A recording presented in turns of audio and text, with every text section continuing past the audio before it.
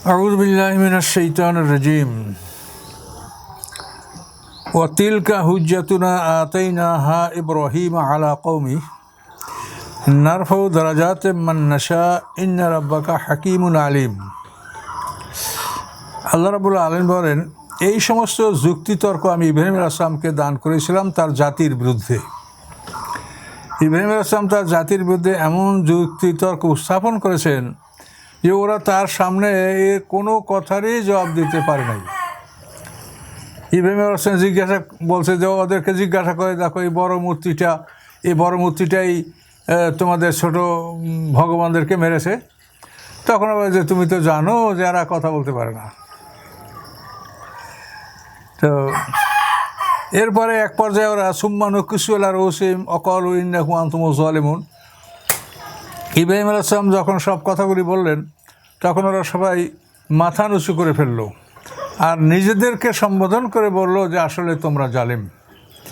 তাহলে এই যে ইব্রাহিম আলাইহিস সালাম তাদেরকে সত্য উপলব্ধি করার একটা পর্যায়ে নিয়ে গিয়েছিলেন, এটা কিন্তু তার যুক্তিতর্কমূলক কথার মাধ্যমে, তার বাক পদ্ধতি এবং যুক্তিসঙ্গত কথার মাধ্যমেই তাদেরকে এই পর্যায়ে তিনি নিয়ে ফেলেছিলেন। তো এই কথাগুলি আল্লাহ বলেন যে এই সমস্ত যুক্তিতর্ক আমি ইব্রাহিম আলাইহিস সালামকে তার জাতির বিরুদ্ধে আমি দান করেছিলাম। নারফাউ দারাজাতে মান নাশা, আল্লাহ বলেন আমি যাদের ইচ্ছা করি তাদের মর্তবা সম্মান মর্যাদা আমি বাড়িয়ে দিই। তো এই জ্ঞান দ্বারাই মানুষের মূলত সম্মান বাড়ানো হয়। ধন সম্পদে মানুষের সম্মান বাড়ে না, সম্মান বাড়ে জ্ঞানে। যেমন আদম আলাইহিস সালামকে ফেরেশতারা সিজদা করেছিল যখন প্রমাণিত হলো যে আদম তাদের চাইতে জ্ঞানী। কারণ এই সম্মানের যে একটা ক্রাইটেরিয়া, সম্মানের মানদণ্ড হচ্ছে জ্ঞান। তো এই জন্য ইব্রাহিম আলাইহিস সালামকে আল্লাহ যে জ্ঞান দিয়েছিলেন, এই জ্ঞানের কারণেই আল্লাহ বলেন যে আমি যাকে ইচ্ছা তাকে জ্ঞান দান করি। যেমন বাদশাহ তালুত, বনী ইসরাঈলদের যখন যুদ্ধের জন্য তালুতকে বাদশাহ নির্বাচন করা হয়েছিল তখনও বলা হয়েছিল ওয়াজাদাতহু বাসতাতান ফিল ইলমি ওয়াল জিসম। সেখানে দুইটা বিষয় বলা হয়েছিল যে তার স্বাস্থ্য এবং জ্ঞান, এই দুইটা জিনিস তোমাদের যারা বাদশাহ হওয়ার দাবিদার তাদের চাইতে স্বাস্থ্য এবং জ্ঞান, এই দুটো জিনিস তার মধ্যে বেশি আছে। তো ইন্না রাব্বাকা হাকিমুন আলিম, নিশ্চয়ই আপনার রব কৌশলী এবং জ্ঞানী। তিনি কৌশল জানেন এবং তার বান্দাদেরকে তিনি কৌশল শিখান, যার ফলে তার বান্দারা যুক্তিতর্ক সহকারে কথা বলতে পারে, যেগুলির মোকাবেলা তার জাতির লোক করতে পারে না। আল্লাহ বলেন ওয়াহাবনা আলু ইসহাক ও ইয়াকুবা, আমি তাকে দান করেছি ইসহাক, অর্থাৎ ইব্রাহিম আলাইহিস সালামের দ্বিতীয় পুত্র হলো ইসহাক আলাইহিস সালাম এবং ইসহাক আলাইহিস সালামের পুত্র হলো ইয়াকুব আলাইহিস সালাম। ইব্রাহিম আলাইহিস সালামের প্রথম পুত্র হলো ইসমাঈল আলাইহিস সালাম। যেখানে আল্লাহ তাআলা দ্বিতীয় পুত্রের কথা উল্লেখ করেছেন ওয়াহাবনা আলু ইসহাক ও ইয়াকুবা, আমি তাকে দান করেছি ইসহাক আলাইহিস সালামকে এবং ইয়াকুব আলাইহিস সালামকে। অকুল্লান হাদাইনা, এবং তাদের উভয়কেই আমি সরল পথ দেখিয়েছি, তারা ছিল হেদায়েতপ্রাপ্ত। নূহান হাদাইনা মিন ক্বাবলু, আর এদের পূর্বে আমি নূহ আলাইহিস সালামকে সরল পথ প্রদর্শন করেছিলাম। ওমিন যুররিয়াতিহি, এবং এই নূহ আলাইহিস সালামের সন্তানদের মধ্যে হতেই দাউদা, সুলাইমানা, আইয়ুবা, ইউসুফা, মূসা ও হারুনা, এবং এই নূহ আলাইহিস সালামের আওলাদদের মধ্য থেকেই দাউদ আলাইহিস সালাম, তারপরে সুলাইমান আলাইহিস সালাম, আইয়ুব আলাইহিস সালাম, ইউসুফ আলাইহিস সালাম, মূসা আলাইহিস সালাম, হারুন আলাইহিস সালাম, এরা সবই নূহ আলাইহিস সালামের আওলাদ থেকে, তার বংশ থেকে, তার উত্তরপুরুষ থেকেই এরা পর্যায়ক্রমে এসেছে। ওয়াকাযালিকা নাজ্জিল মুহসিনিন, এবং এইভাবেই আমি সৎকর্মশীলদেরকে মুক্তি দিয়ে থাকি। অর্থাৎ সৎকর্মশীলরা তারা মুক্তি লাভ করেন, অর্থাৎ তাদের কোনো শাস্তি হবে না, তারা বিপদগ্রস্ত হবে না, তারা জান্নাতে যাবে, এটাই তাদের সবচেয়ে বড় মুক্তি। আর মুক্তি না পাওয়া মানুষ হলো ওরাই যারা সামনে তাদের গ্রেপ্তারি পরোয়ানা আছে, মরার পরেই গ্রেপ্তার হবে। তো এই জন্য আল্লাহ বলেন যে এরা হলো মুক্ত, এরা নাজাতপ্রাপ্ত অর্থাৎ মুক্তপ্রাপ্ত, এরা মুক্তিপ্রাপ্ত, এরা মুক্তি পেয়েছে, এদের সামনে কোনো ওরকম অ্যারেস্টের কোনো খবর নাই, এরা অ্যারেস্ট হবে না। তো এখানে আল্লাহ তাআলা সিরিয়াল মেনটেন করেন নাই, এটা আল্লাহর ইচ্ছা, তিনি যখন যেভাবে ইচ্ছা করেন তখন সেভাবে বলেন।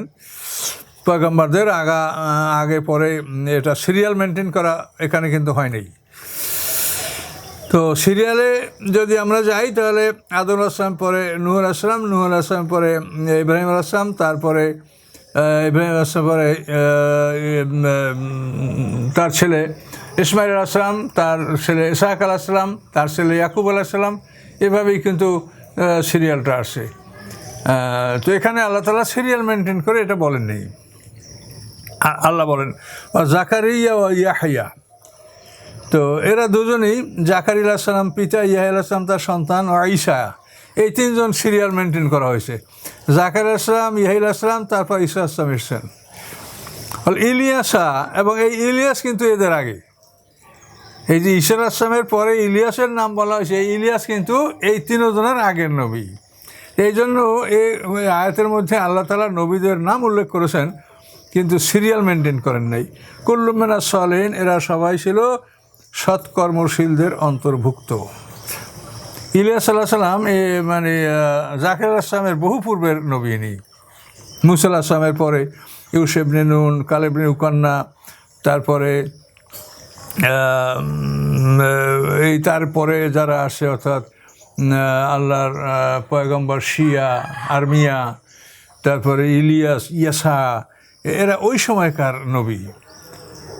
এদের মানে অর্থাৎ ঈসা আলাইহিস সালামের বহু পূর্বের নবী এরা, ইলিয়াস আলাইহিস সালাম। এরপরে আবার আল্লাহ বলেন ইসমাইল আলাইহিস সালাম তো ইব্রাহিম আলাইহিস সালামের পরপরই, হ্যাঁ, ইব্রাহিম আলাইহিস সালামের পরপরই ইসমাইল আলাইহিস সালাম তার পুত্র, প্রথম পুত্র। তারপরে ইয়াসা, এই ইলিয়াস এবং ইয়াসা এরা দুজন পরাপর, প্রথম ইলিয়াস, তারপর ইয়াসা, তারপর জুলকিফল, এরা ওই সিরিয়াল অর্থাৎ মূসা আলাইহিস সালামের পরের যুগের এরা পয়গম্বর। তো এখানে আল্লাহ তাআলা সিরিয়াল ভঙ্গ করেই তিনি যেমন মনে করেন তেমনই তিনি বলেন। তিনি সব কিছু ক্ষমতার মালিক, তার কথার উপরে কথা বলার অধিকার আমরা রাখি না, আমরা গোলাম, আমরা আত্মসমর্পণকারী। কাজে আল্লাহ যখন যেভাবে বলেন তখন সেভাবে আমরা এটা মানবো, আমরা মাথা নত করবো, এটা আমাদের কাজ, যেহেতু আমরা তার গোলাম। গোলামে মনিবকে তার কাজ সম্বন্ধে জিজ্ঞাসাও করতে পারে না, সমালোচনা করতে পারে না। এবং ইসমাইল, ইয়াসা, ইউনুস, এই ইউনুস আলাইহিস সালাম হোসেন এই ইলিয়াস এবং ইয়াসা এর পরের পয়গম্বর। ইউনুস ইবনে মাত্তা বালাবক্ষ শহরে মানে ওনার নবুয়তের এলাকা ছিল দজলা নদীর ওপারে বালাবক্ষ অঞ্চলে ইউনুস আলাইহিস সালাম। লুতান, এই লুত কিন্তু আবার ইব্রাহিম আলাইহিস সালামের কন্টেম্পোরারি বা সমসাময়িক।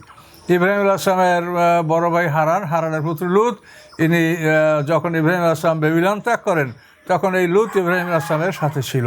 তার ইব্রাহিম আলাইহিস সালামের বড় ভাই পুত্র হারানের পুত্র লুত, ইনি সিরিয়ার উত্তর অঞ্চলে সুদুম শহর, সেখানে লুত আলাইহিস সালামকে ইব্রাহিম আলাইহিস সালাম পাঠিয়েছিলেন এবং তিনি নিজে মিশরের দিকে অভিযানে দাওয়াতি কর্মে তিনি মিশর গিয়েছিলেন নিজে, আর লুত আলাইহিস সালামকে উত্তর অঞ্চলে সুদুম শহরে প্রেরণ করেছিলেন। লুতান তো অকল্যাণ ফাদ্দালনা আলাল আলামিন, আল্লাহ বলেন সবাইকে আমি সৃষ্টিকুলের উপরে শ্রেষ্ঠত্ব দান করছি। যে যুগের যে নবী তিনি সেই যুগের সর্বশ্রেষ্ঠ মানুষ। এখানে আলামিন বলতে সমস্ত জগৎ নয়, যে যুগের যে নবী সেই যুগের শ্রেষ্ঠ ব্যক্তিত্ব হচ্ছে ওই যুগের নবী। এই জন্য তাদেরকে বলা হয় ফাদ্দালনা আলাল আলামিন, অকুল্যাণ ফাদ্দালনা আলাল আলামিন, প্রত্যেককেই আমি তাদের যুগের সেরা করেছিলাম। তা আল্লাহ বলেন আমি যাকে যুগের সেরা ঘোষণা করি, অন্য সকলের উচিত তাকে মান্য করা, শ্রদ্ধা করা এবং তার কথা শোনা। কিন্তু আমি যাদেরকে যুগের শ্রেষ্ঠ ঘোষণা করলাম, মানুষেরা তাদেরকে সম্মান দিল না, মানল না। আল্লাহ বলেন এদের থেকে অমেনা আবাহিম, এই যাদের নাম বলা হলো এদের পিতার থেকে, সন্তান থেকে, অমেনা আবাহিম এবং জুরিয়াতিম, এদের বাবাদের থেকে, এদের সন্তানদের থেকে, ও এখানিম এদের ভাই থেকে। তাহলে এই যাদের নাম ঘোষণা করলো এদের পিতাদের মধ্য থেকে, এদের সন্তানদের মধ্য থেকে, এদের ভাইদের মধ্য থেকে আল্লাহ বলেন অজিস্তাবাইনাহুম, আমি তাদেরকে বাছাই করেছি, মনোনীত করেছি, ও হাদাইনাহুম ইলা সিরাতিম মুস্তাকিম, এবং তাদেরকে আমি সরল পথ দেখিয়েছি। তাহলে এখন দেখেন পিতাদের থেকে। এখন ইসমাইল আসলামের পিতা ইব্রাহিম আলাইসালাম, ইসহাক আলাইসালামের পিতা ইব্রাহিম আলাইসালাম, তারপরে ইয়াকুব আলাইসালামের পিতা ইসহাক আলাইসালাম। তাহলে এদের পিতাদের থেকে আবার হলো। আবার সন্তানদের থেকে দেখেন যে ইসহাক আলাইসালামের পুত্র হলো ইয়াকুব আলাইসালাম। তো এইভাবে এদের সন্তানদের থেকে। তারপরে আইয়ুব আলাইসালাম, এ হলো ইউসুফ মানে ইউসুফ আলাইসালামের পরের নবী, কিন্তু এনার বংশ পরিচয় হচ্ছে যে উনি হচ্ছেন ইয়াকুব আলাইসালামের ভাই আয়েজ, এই আয়েজের বংশধর। তো এভাবে ভাই যদি আপনি বলেন, তা মুসা আলাইসালামের ভাই হারুন আলাইসালাম নবী, আবার ইসমাইল আসলামের ভাই ইসহাক আলাইসালাম নবী, এরা ভাই। তো এভাবে মুসা আলাইসালামের যে বংশ থেকে যারা নবী আসে তারা ওরকম ভাই ভাইয়ের মধ্যে, যেমন ইয়াকুব আলাইসালামের 12 সন্তান, এই 12 সন্তান এদের ভাইদের মধ্যে নবুয়াত আসছে, লাবির বংশ থেকে নবী আসছে। আবার এই বংশ পাল্টেও আল্লাহ তাআলা কোনো সময় অন্য বংশ থেকেও নবী দান করেছেন। তো আল্লাহ বলেন যে এই যাদের কথা উল্লেখ করা হলো, এদের পিতাদের থেকে, এদের সন্তান থেকে, এদের ভাইদের থেকে আল্লাহ তাআলা পৃথিবীতে নবী রাসূলদের মনোনয়ন দিয়েছেন।